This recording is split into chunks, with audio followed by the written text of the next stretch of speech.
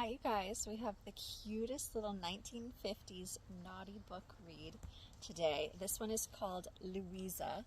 There's no way I'll get through the whole thing today, but we will certainly start. This one is by Eric Allen.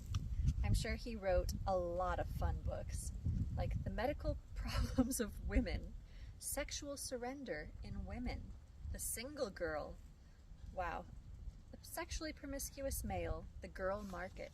These are all great reads, I'm sure, Eric Allen, but we're going to start with this one, Louisa. Chapter 1. The black-topped road was like an oily ribbon drawn tight in the flare of sundown, tracing out a single route into the timbered Oklahoma foothills, where Tilson Surratt was born and raised. He fed in the gas and thought the second-hand car he had bought in New Orleans was running better than it had all up across the Southlands. Now, the rest of this chapter is dedicated to just talking about him driving. And I did scan it and realized it was incredibly boring. So we're moving right along to chapter 2. You know his name and the fact that he's driving on a road trip, okay? Chapter 2. She was bareheaded and her honey-colored hair was wind-blown, tossed in the glistening whirls that caught the last fading light of the sun. Below her face and her naked shoulders, running like an undulating splash across her breasts, was a ruffled green halter. It was dark green like the new moss patches he had seen through the trees. She sat straight on the seat, looking at Till as if the sudden sight of him had tightened her back.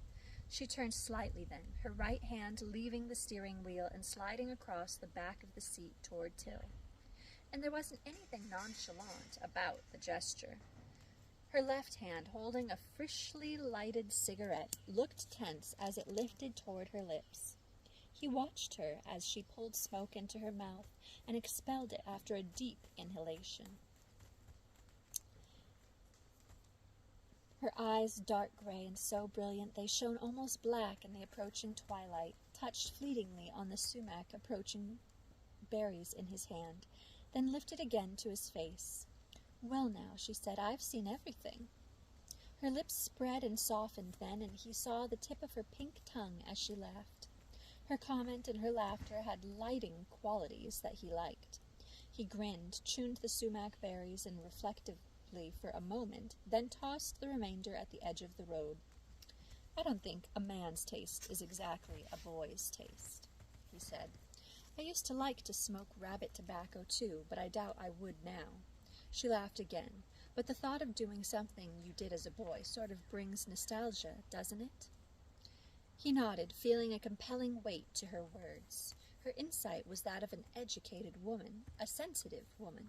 He stooped to pick up his suitcase, but all he had time for was trying to place her in his mind. Her face had a strange impact on him, as if he had seen her before, if not in reality, then in a dream. He had seen her before. Oh, shit, this is fucked.